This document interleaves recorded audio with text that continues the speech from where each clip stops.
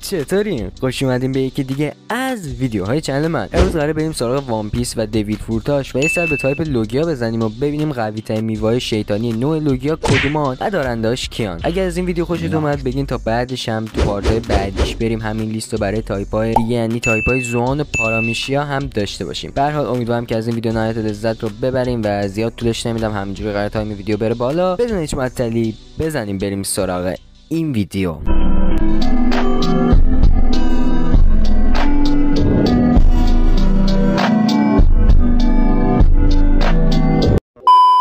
اینم بگم که لیست کاملا برای خودمه و از هیچ جایی ندیدم، منبعش خودمه. شماره 10 گاسو نومی. این میوه برای یکی از اسکل‌ترین و فان‌ترین ویلنای کل وان پیسه. این داداشم سیزار. قدرت اصلی این میوه هول گاز میچرخه و کلا با گاز و گوز کار داره. جدا از اینکه سیزار خودش خیلی اسکله، میوهش هم آنچنان مالی نیست، ولی خب به نظرم به هر حال از خیلی از لوگیاهای دیگه بهتره و واسه همین هم شماره 10 لیست قرار دادم. از زمان قدرتش هم اینه که میتونه هوا گاز و کلا اینجور چیزا رو دستکاری کنه. مثلا تو آرک پانکازار دیدیم که میتونست تا یه شعاعی رو دور تا دور دشمناش اکسیژن رو از بین ببره و باعث دشمناش از بی اکسیژنی بیهوش شن و راحت شکست بخورن و یام شن توسط سیزار. در کل میوه آنچنان خفنی نبود، ولی خب بازم قابلیت ها و ابیلیتی های خودشو داشت و اگه طرف خوب کار کردن باهاشو بلد باشه میتونه خیلی تو خیلی از شرایط بهش کمک کنه و حریفاشو حسابی دهنشون سرویس کنه.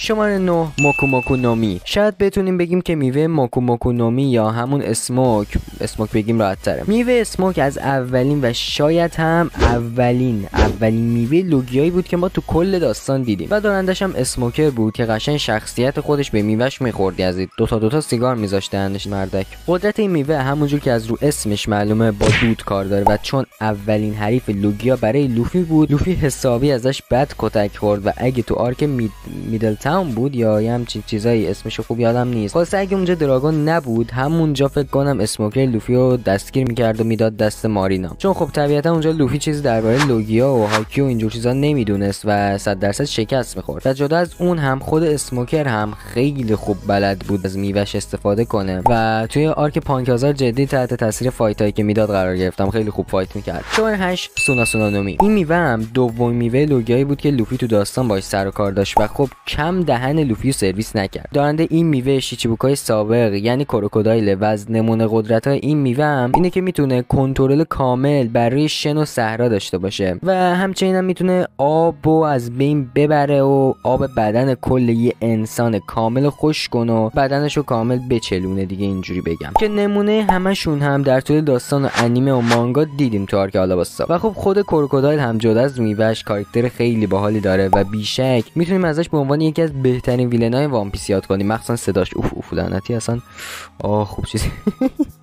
و لوفی هم یه بار از قدرت کروکودایل شکست خورد و ضربه خیلی بدی رو دریافت کرد و اگه روبین به کمک لوفی نمی اومد احتمالاً لوفی به مرگ خیلی نزدیک میشد و حتی شاید هم جدی میمرد که میدونه. شماره 7 هیه نومی، اگه اسمشو درست تلفظ کرده باشم. این میوه هم مثل تمام میوه‌های لیستمون تایپ لوگیا داره، ولی فرقی که این میوه با میوه‌های قبلی لیست داره اینه که این میوه مال یه فرد مهم یعنی ادمیرال سابق نیروی دریایی آقای آکوجی. این میوه سر و کارش با یکی از عناصر مهم طبیعت یعنی یخه و خیلی میتونه کاربردی باشه و تو شرایط مختلف خیلی دشمنو دهنش سرویس کنه. مثالش هم قبل آرک واتر 7 دیدیم، جایی که لوفی و خدمش برای اولین بار با یکی از ادمیرال های نیروی دریایی از نزدیک ملاقات کردن و خب کاملا با قدرت این میوه به خوبی و به طرز فجیحی آشنا شدن. نتیجهش هم شد فریز شدن روبین و لوفی. این وسط بمونیم یه تئوری هم بگم. این تئوری میگه که آکوجی نوه یا پسر بروکه. آره الان پشماتون ریختم. از لحاظ سنی میخوره چون بروک بالای 90 سال سن داره و از اون گذشته هم شباهت‌های ظاهری این دوتا خیلی زیاده. شمشیر بروک هم حتی اگه دقت کنین قدرتش یخی و با یخ سر و کار داره و خب این شباهت‌ها باعث شد که فنا زیاد این تئوری رو بدن حول این محوری که آکوجی با بروک نسبت داره و اینا بچرخن. آره دیگه در کل این تئوری هم گفتم این وسط رو بهتون بگم ناگفته نمونه. شماره 6 پیکا نومی. دقیقاً مثل میوه قبلیمون این میوه هم مال یکی دیگه از ادمیرالای نیروی دریاییه یعنی داش گلم کیزارو. وای ناموسا مدل حرف زدن کیزارو خداست، خیلی لش و شلوغ اصلا یه همچین حالتی حرف میزنه. خلاصه خیلی لش حرف میزنه، خیلی باحال حال میکنم. کماتانه まあその真偽はこの際我々にはどうでもいい。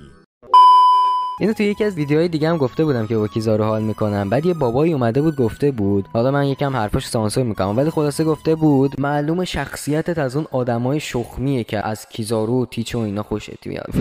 خیلی واقعا حال میکنم اینجا چیزا رو میخونم، کلی میخندم. قدرت این میوه درباره نوره و دارندش که کیزارو باشه میتونه از قدرت و سرعت نور استفاده کنه که نمونهش هم به خوبی تو آرک‌های شابوندی و مارینفورد دیدیم که ورود کیزارو به انیمه تو آرک شابوندی واقعا پرقدرت و خفن بود. قشنگ به مخاطب نشون دادن که با کی طرفه. در کل به نظرم بهترین نکته این میوه سرعتشه که خب واقعا باحال. فکر کن سرعت نور رو داشته باشه، جدی باحال نیست. شماره 5 موری نومی. دارنده این میوه یکی از ادمیرال های نیروی دریاییه که خب راستشو بگم من هنوز مانگا رو نخوندم، واسه همین زیاد دربارش اطلاعاتی ندارم، ولی از چند نفر پرسیدم انگار که گفتن خیلی میوهش خرکی قوی و لوگیو هم هست و خلاصه که خیلی یارو خفن و گاد و خرزوره. واسه همینم تصمیم گرفتم که با توجه به این دیده‌ها و شنیده‌ها این داش ادمیرالمون رو تو شماره 5 لیستمون قرار بدم. و خب میوهش هم کاملا با جنگل و گل و درخت و گیاه و اینا کار داره. شماره 4 نومی.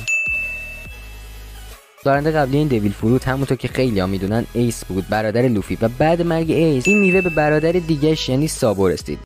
این میوه هم یکی دیگه از عناصر طبیعته، یعنی آتیش، و قدرت تخریب این میوه جدی خیلی بالاست و خیلی راحت میتونه با استفاده ازش خسارت‌های خیلی زیادی رو به کشتی و افراد دشمن وارد کنه. یه تئوری کوچیک هم درباره این میوه و سابو هست، اونم اینه که امکان داره سابو تو ادامه داستان میوهشو بیدار کنه و آتیشش آبی بشه که خب تئوری کم احتمالیه، ولی خب بازم باحال جالبه. یه نکته جالبی که درباره میوه نومی هست اینه که تو آرک مارینفورد آکاینو برگشت به ایس گفتش که با این که قوی ترین میوه لوگیا رو داری به خودت قره نشو. یعنی از دید آکاینو میوه نومی قوی ترین میوه موجود تو تایپ لوگیاست که خب اینم به نوبه خودش نکته جالبی آکاینو اونجوری حرف بزنه. شماره 3 نومی. شماره 3 هم که میوهش واسه انل نوع لوگیاست و یکی از قوی ترین لوگیایی بود که من تا الان تو کل سری دیدم. انل هم خیلی خوب ازش استفاده میکرد. بیشک اگه لوفی لاستیکی نبود بهتون قول میدم تو آرک اسکایپیا 1% هیچ کس شانس شکست دادن انل رو نداشت. انل واقعا خرزور بود، به قول این خارجکولیا اوپی بود. و آره یکی از ویلنای مورد علاقه منم هست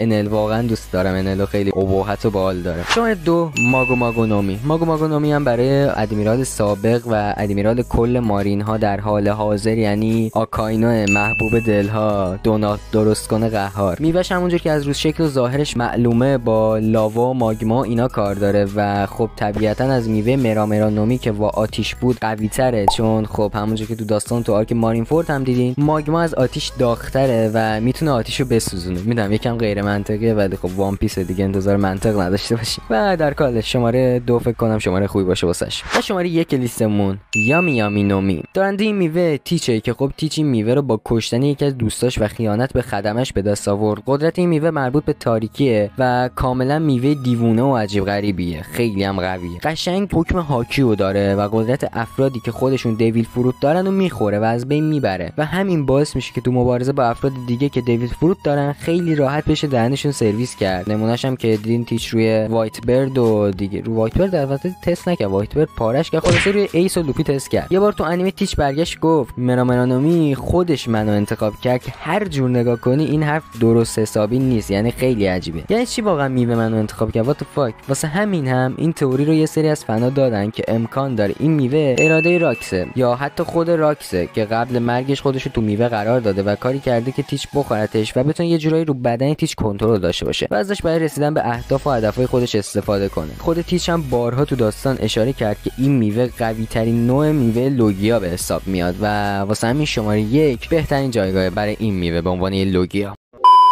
اینم از این ویدیو. مرسی که تا آخرین ویدیو با من همراه بودین. اگه از ویدیو خوشتون اومد لایک، کامنت و سابسکرایب رو فراموش نکنید. زنگوله بغلش بزنید که تا پریدن حسابتون کم شه. پیج اینستاگرام رو فالو کنید. آیدیش صفحه میاد و لینکش هم تو دیسکریپشن هست. و بازم مرسی که تا آخرین ویدیو با من همراه بودین و تا یه ویدیو دیگه.